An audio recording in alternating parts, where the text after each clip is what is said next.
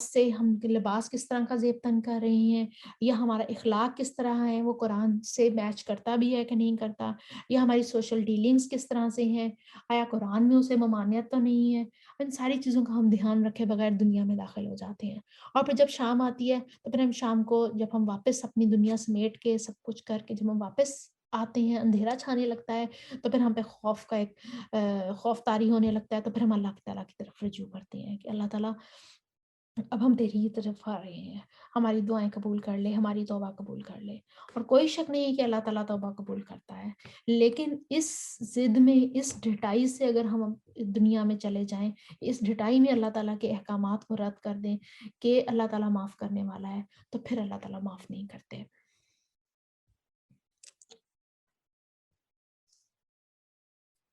اہل کتاب میں کوئی تو ایسا ہے کہ اگر تم اس کے اعتماد پر مال و دولت کا ایک ڈھیر بھی دے دو تو وہ تمہارا مال تمہیں ادا کر دے گا، اور کسی کا حال یہ ہے کہ اگر تم ایک دینار کے معاملے میں بھی اس پر بھروسہ کرو تو وہ ادا نہ کرے گا، الا یہ کہ تم اس کے سر پر سوار ہو جاؤ۔ ان کی اس اخلاقی حالت کا سبب یہ ہے کہ وہ کہتے ہیں امیوں، یعنی کہ غیر یہودی لوگوں کے معاملے میں ہم پر کوئی مواخذہ نہیں ہے، اور یہ بات وہ محض جھوٹ گڑھ کر اللہ کی طرف منسوب کرتے ہیں، حالانکہ انہیں معلوم ہے کہ اللہ نے ایسی کوئی بات نہیں فرمائی، آخر کیوں ان سے باز پرس ہوگی۔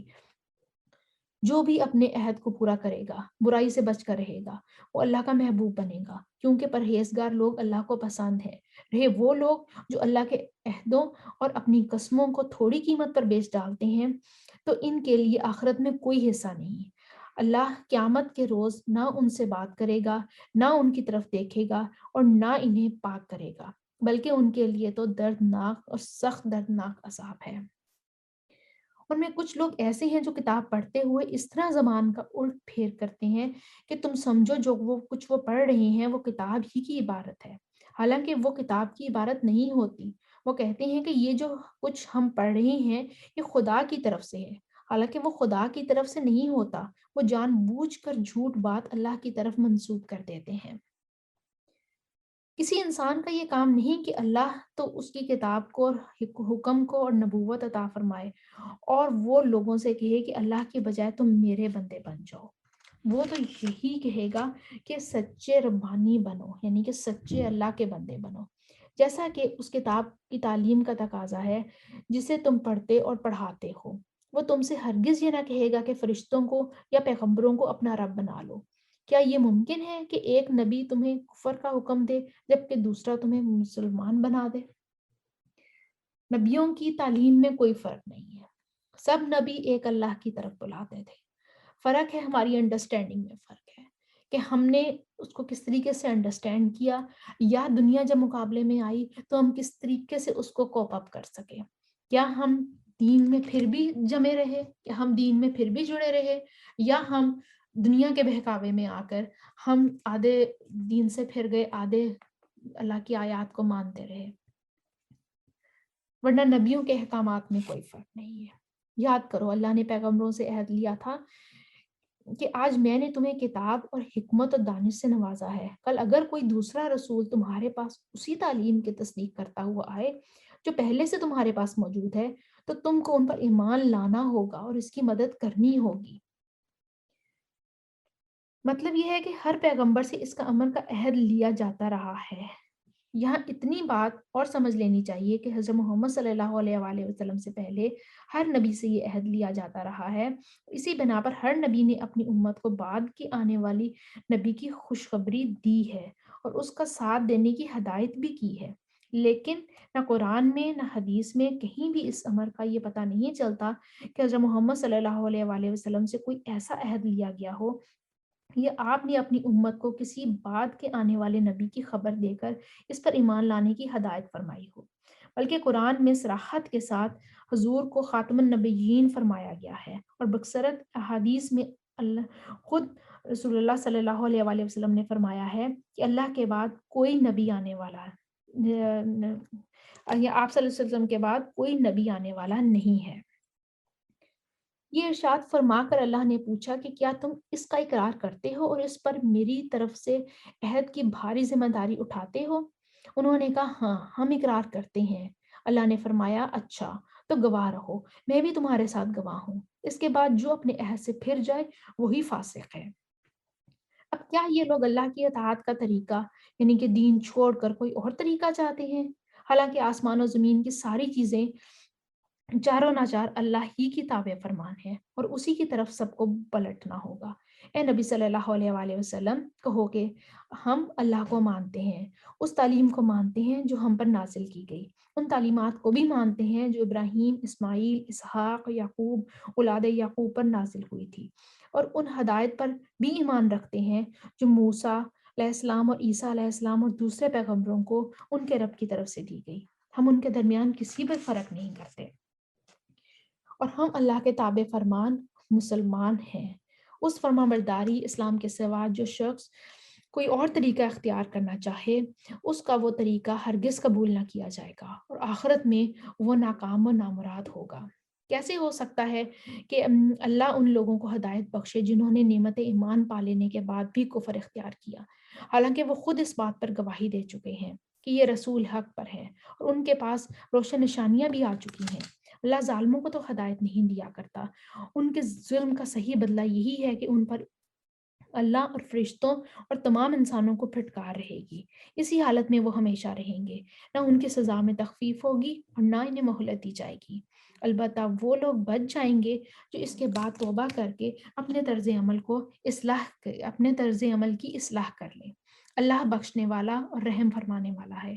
مگر جن لوگوں نے ایمان لانے کے بعد کفر اختیار کیا پھر اپنے کفر میں بڑھتے چلے گئے، ان کی توبہ ہرگز قبول نہیں ہوگی۔ یعنی صرف انکار ہی پر بس نہیں کر دیا، بلکہ عملاً مخالفت بھی کی، زحمت بھی کی، لوگوں کو خدا کے راستے سے روکنے کی کوششیں بھی کی، اور اور شبہات بھی پیدا کیے، بدگمانیاں بھی پھیلائیں، دلوں میں وسوسے بھی ڈالے، بدترین سازشیں بھی کیں، اور یہ اسی کی طرف سے ہے کہ ایمان لانے کے بعد جو لوگوں کو اللہ کے راستے سے ہٹائے، پھر اپنے کفر میں بڑھتے چلے گئے اور ان کی توبہ ہرگز قبول نہ ہوگی۔ ایسے لوگ تو پکے گمراہ ہیں۔ یقین رکھو جن لوگوں نے کفر اختیار کیا اور کفر ہی کی حالت میں جان دی، ان میں سے کوئی اگر اپنے آپ کو سزا سے بچانے کے لیے روئے زمین بھر کر بھی سونا فدیہ میں دے تو اسے قبول نہ کیا جائے گا۔ ایسے لوگوں کے لیے دردناک عذاب ہے اور وہ اپنا کوئی مددگار نہ پائیں گے۔ یہاں پہ ان لوگوں کا ذکر کیا جا رہا ہے جو ایمان لانے کے بعد اللہ تعالیٰ سے اللہ تعالیٰ کے راستے سے دوسروں کو ہٹاتے ہیں، ایمان لانے کے بعد پھر جاتے ہیں۔ اب یہاں پہ بہت لمحہ فکریہ ہے، ہمیں اپنا جائزہ لینا ہے کہ ہم جو بائی برتھ مسلمان تھے، ہم خوش قسمتی سے مسلمان گھرانوں میں ہم نے آنکھ کھولی، کیا ہم یہ حق ادا کر پا رہے ہیں؟ کہ ہمارا یہ معاملہ تو نہیں ہے کہ ہم مسلمان ہیں لیکن ہم اپنے عمل سے لوگوں کو اسلام کے خلاف کر رہے ہیں، ہم اپنے رویوں سے لوگوں کو اسلام کے خلاف کر رہے ہیں، ہم اپنے رویوں سے اپنی طریقوں سے لوگوں کو قرآن کے خلاف کر رہے ہیں، لوگوں کو اللہ تعالیٰ کے جو آخری الہامی کتاب ہے قرآن، ہمیں جب اسپیشلی جب نان مسلم سے ہمیں ڈیل کرنا ہوتا ہے تو ہمیں انہیں ہمارا اخلاق نظر آتا ہے، انہیں ہمارے عمل نظر آتے ہیں، انہیں ہمارا عقیدہ نہیں کہیں بھی نظر آتا، انہیں ہمارے عمل نظر آتے ہیں۔ اگر ہمارے عمل ہی خراب ہوں گے تو وہ کیسے کہہ سکتے ہیں کہ یہ دین ایک اچھا دین ہے، یہ ایک دین جو ہے وہ راہ راست پر آنے والا دین ہے، جبکہ ہمارے عمل ہی سیدھے نہیں ہوں گے۔ اور یہ اسی وقت ہوگا جب ہم اپنوں میں رہ کر، جب ہم اپنوں سے معاملات اپنے ٹھیک کریں گے، جب مسلمان اپنے مسلمان بھائی سے معاملات ٹھیک کریں گے تو ہی پھر ایک یکجانیت ہوگی، ایک اتفاق ہوگا، ایک مسلم امہ بن سکے گی جس سے لوگ ڈریں گے، جس سے نان مسلم جو ہیں وہ خوف کھائیں گے کہ اس پہ تو اور جب ہم ایک جان ہو جائیں گے، جب ہم یکجان ہو جائیں گے تو پھر اللہ تعالیٰ کی مدد آئے گی، تو پھر ہم کہہ سکیں گے کہ ہاں ہم اللہ کے دین پر ہیں اور ہم اللہ کے دین کی طرف لوگوں کو لے کر آتے ہیں۔ صرف منہ سے بول کر لوگوں کو اللہ کے دین کی طرف لے آنا یا بیٹھ کے یہ ڈسکس کر لینا کہ ہم سپیریئر ہیں، ان کو کیا پتا اسلام کیا ہوتا ہے، یا ان کو کیا پتا قرآن کیا ہوتا ہے، تو بڑے افسوس کے ساتھ ہمیں بھی نہیں پتا کہ اسلام کیا ہوتا ہے، ہمیں بھی نہیں پتا کہ قرآن میں کیا لکھا ہے۔ پہلے ہمیں اپنا جائزہ لینا ہے، اس کے بعد پھر ہمیں آگے بات کرنی ہے۔ آگے ہمارا سورہ ال عمران ہی جاری ہے اور 4واں سپارہ شروع ہو رہا ہے. کچھ تلاوت سنتے ہیں. كل الطعام كان حلا لبني إسرائيل إلا ما حرم إسرائيل على نفسه من قبل أن تنزل التوراة قل فأتوا بالتوراة فاتلوها إن كنتم صادقين فمن افترى على الله الكذب من بعد ذلك فأولئك هم الظالمون قل صدق الله فاتبعوا ملة إبراهيم حنيفا وما كان من المشركين إن أول بيت وضع للناس للذي ببكة مباركا وهدى للعالمين فيه آيات بينات مقام إبراهيم ومن دخله كان آمنا ولله على الناس حج البيت من استطاع إليه سبيلا ومن كفر فإن الله غني عن العالمين لن تنالوا البر، تم نیکی کو ہرگز نہیں پہنچ سکتے، نیکی ہرگز نہیں کر سکتے. نیکی کی شرط اللہ نے کیا رکھ دی؟ جب تک کہ اپنی وہ چیزیں خدا کے راہ میں خرچ نہ کرو جنہیں تم عزیز رکھتے ہو، اور جو کچھ تم خرچ کرو گے اللہ اس سے بے خبر نہیں ہے. جو چیزیں آپ کو بہت محبوب ہیں وہ چیزیں اللہ کے راستے میں دینی ہے. اب یہ دیکھ لیں، ہمیں جب ہم صدقات دینے کی باری آتی ہے، اپنی چیزیں دینے کی باری آتی ہے، رمضان میں چیزیں نکالنے کی باری آتی ہے، تو ہم اپنی گھر میں سے وہ چیزیں نکال رہے ہوتے ہیں جو کہ اب ہماری ضرورت کی نہیں رہی، یا ہمارے معیار پہ پوری نہیں اترتی، یا خراب ہو جاتی ہیں، یا نکالتے بھی ایسے ہیں کسی کا دوپٹہ پسند آ گیا تو ہم نے شرٹ دے دی، کسی کی شرٹ پسند ہے تو صرف دوپٹہ دے دیا، کوئی لیس پسند ہے تو وہ لیس اتار کے پیچھے باقی رہ جانے والی شرٹ دے دی، جوتا جو ٹوٹ گیا وہ دے دیا. ہم نے کبھی نئی چیز لے کے دی، اور نئی چیز میں بھی ہمارا معیار ڈفرینٹ ہے کہ ہم وہ چیزیں دیتے ہیں جو کہ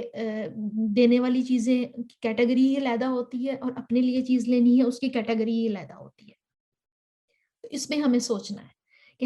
ہم بہترین چیز جو ہے وہ صدقہ کس طریقے سے کر سکتے ہیں. جیسے صحابہ کرام کے زمانے میں حضرت علی کا ہے کہ انہیں